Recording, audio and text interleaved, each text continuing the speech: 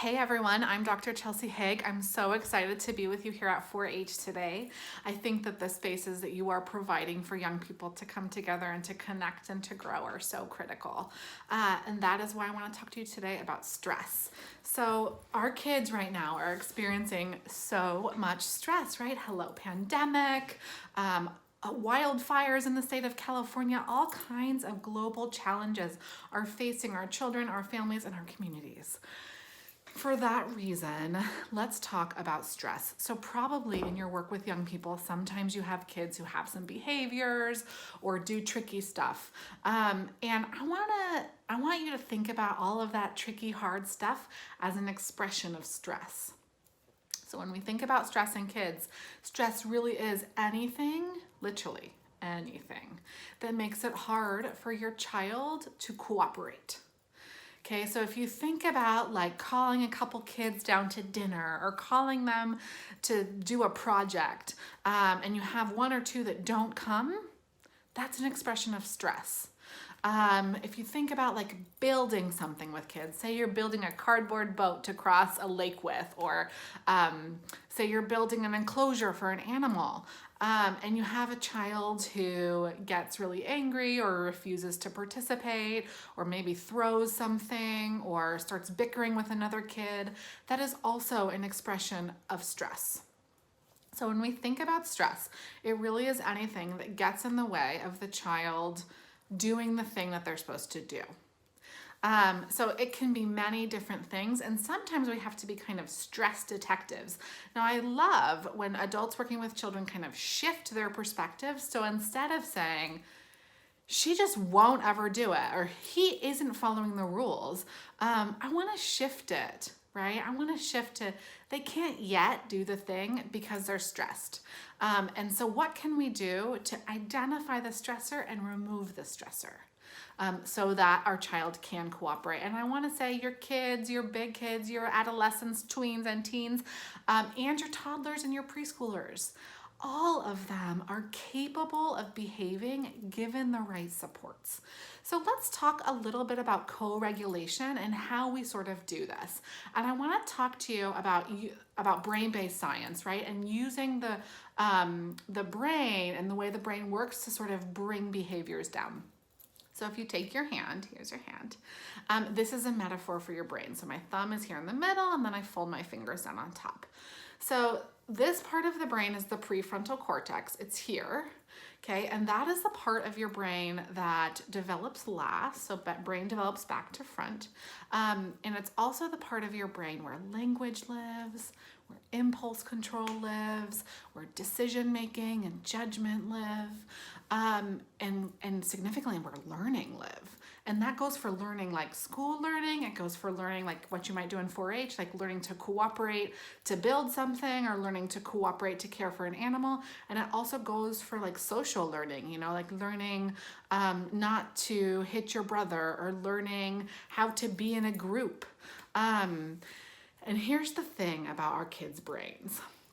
So this develops last, right? You probably know this because you probably, if you've worked with little ones, know that they don't have a lot of impulse control, right? It's because their brain's not totally developed yet. But when we're under stress, and remember we talked about stress is anything that inhibits cooperation. So stress could be like the buzzing lights for some children. For other kids, it might be getting into it with a friend. It might be something going on at home. It might be the global pandemic. There's so many different things that stress can be, and it's different for each child depending on their profile. So when a child becomes stressed, they do this thing, and this is Dan Siegel's metaphor, if you know his research. You can look it up, The Whole Brain Child. It's really good, great book, lots of great books he's written. They do this thing called flipping their lid. So what happens is that they have less access to the prefrontal cortex, which is where, remember, language, learning, judgment, impulse control, all that good stuff live. So when they don't have access to that, that's like where you would do your thoughtful thinking about something that you've had a hard time with. what happens is that our kids start to maneuver through the world based on what's down here. Okay, so what lives down here is like your thumb is the limbic system. That's kind of like the seat of the emotions, and it's the part of your brain that scans the setting and sort of makes a fast split-second decision on whether things are safe or not safe. Now, I don't mean safe like buckle your seatbelt, keep your hands inside the cart while we go on this roller coaster safe. I mean safe like emotional safety, like the capacity to show up again and again and again as yourself, to bring your whole self to a group of people and be you and integrate in. That's the kind of safety I'm talking about. Okay, so, and also the base of the brain. Now the base of the brain, the brainstem, controls automatic functions. So sometimes when I'm talking about this, I think about like the stuff that happens even when you're sleeping, like blinking. Well, I guess you don't blink when you're sleeping, but swallowing, your heart, body movements, okay, stuff that you don't like think about, like now pick this leg up and move it forward and put it back down. Now the other one, move it forward, okay? So it's an automatic function. And when you're operating from the limbic system and the base of the brain, this is oftentimes when you get big behaviors. So kids, like let's say for whatever reason, their lid is flipped, they're stressed. And then there comes an adult in and tells them to do something, and maybe they feel a little scared. Maybe their limbic system reads the situation and feels a little scared or worried, and they start to react. And then or a kid comes over and laughs at something else, but they thought they were laughing at them, and then they have a big reaction. And then the two kids start to get in a fight. Okay, so what I actually want to do for our kids who are experiencing stress is I want to help them build resiliency. Now, it's through a process of resiliency that we learn to bring our lid back down. Because of course, it's totally normal, right? That sometimes in life we become stressed even as adults and we flip our lids. And the gold is in being able to flip your lid and get it back down. Flip your lid, get it back down. Flip your lid, get it back down. That's emotional resiliency. That's the capacity that I most want for your children. Now, when we think about that kind of resiliency, that happens in relationship. Kids learn how to do it in relationship. This is why timeouts don't work, right? So children do this. They're learning how to get their lid back down. So when we send them to a timeout, they're not thinking or reflecting or sort of, making sense of what they did wrong and what they should do next time. Most adults think they are, but they're not. They're just thinking about the experience of the adult intrusion, okay? And so what they actually need in order to do that processing is an adult to be in relationship with them.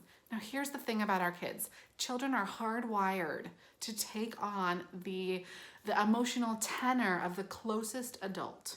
Okay, so what does that mean? That means if you have a child with a flipped lid and you come in and your lid is down, this is tricky, your lid is down and you're so calm, you are going to be able to use your calm to pour it into them so that they, with some time are much likely to come back into better regulation, a better state for learning. Lid down, access to the whole brain, capacity to understand language and be thoughtful about their actions. That's what we want, right? So sometimes what happens, we know kids are hardwired to take on our feeling. Sometimes what happens is that we're also hardwired to take on their feeling, and so we get frustrated.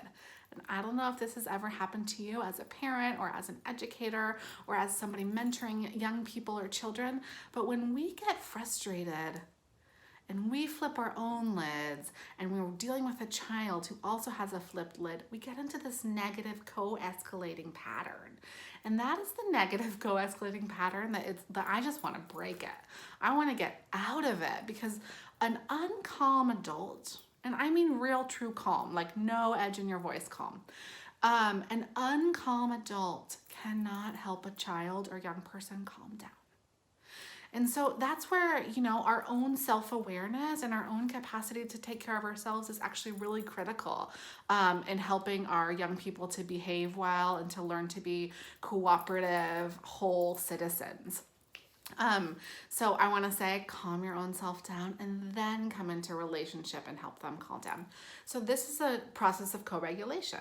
So just as it works this way, right, where an adult helps a child calm down, it can also work the other direction, unfortunately, right, where you have a child who's perfectly calm, and I'll give you an example in just a moment, and an adult who starts to get agitated comes into a relationship with the child, and then the child gets agitated, and we're back in that pattern.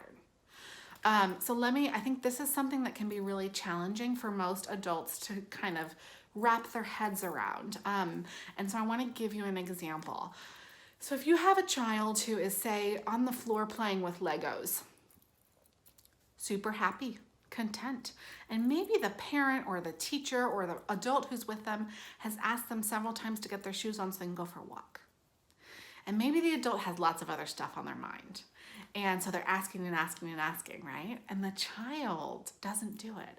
And actually, in another video, in the next couple of days, I'm going to talk to you about why it is that the more times you ask a child to do something, the less likely they are to do it and what to do instead.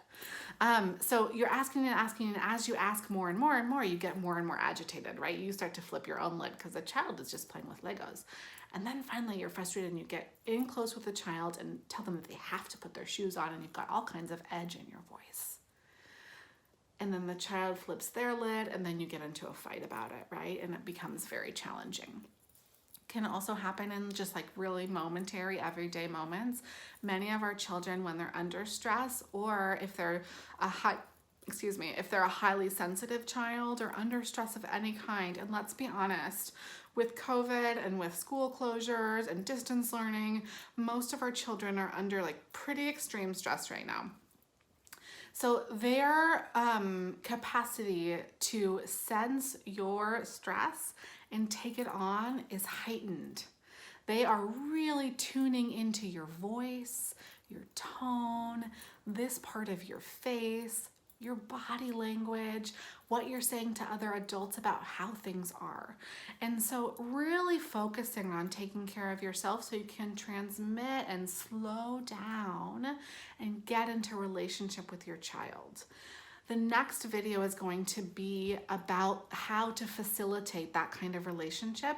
It's super important when we work with our young people that they get high quality presence and tons of high quality praise from us. So slowing way down, taking care of yourself, knowing that your kids are hardwired to take on your feeling and you theirs, is going to be really, really key in thinking about how to build more cooperation, whether you're working with your own child or a group of children, or, maybe kids that you've just met, like if you're at fair or at another big event. I hope that you are well. Helping you to build calm and cooperative families, groups, and communities is my mission. And I look forward to talking with you more about presence and praise.